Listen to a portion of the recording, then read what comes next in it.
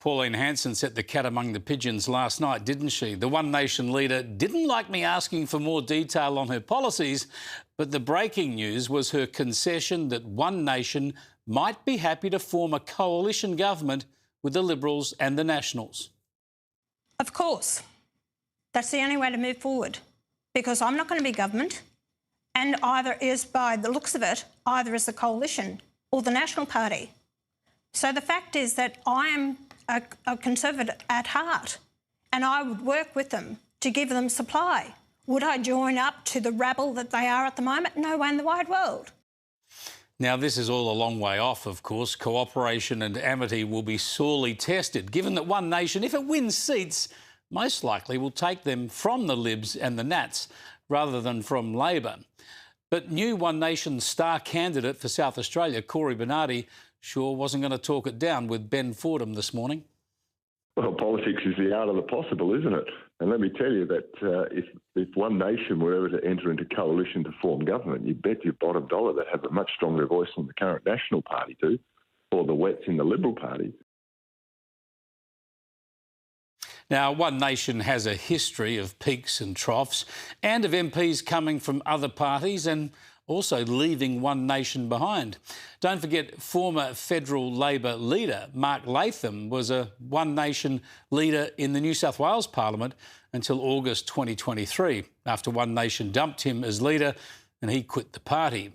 And there's been plenty of other comings and goings too. The Nationals leader says no one should get ahead of themselves.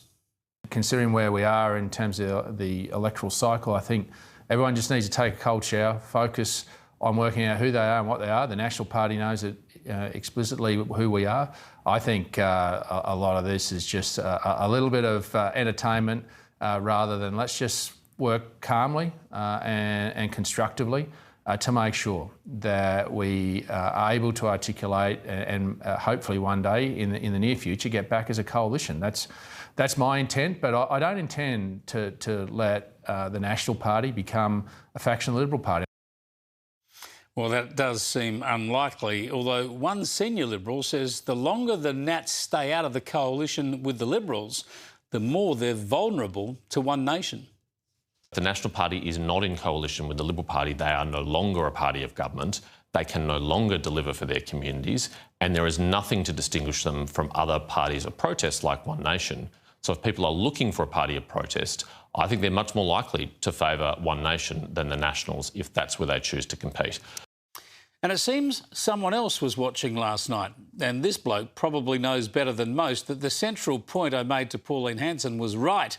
It's not her fault, it's not a criticism, in fact, it's more of a criticism of the former coalition parties. But it is a simple fact that the higher One Nation rises, the better it is for the Prime Minister, because it does more harm to the Libs and Nats than it does to Labor. They're just focused on each other. They're just focused on each other. Liberals focused on other Liberals, Nats focused on other Nats, people joining the crossbench, and now talk of a three-way coalition with Pauline Hanson. Yeah, Albanese is cocky, and he'll stay cocky until the right of centre parties get their acts together.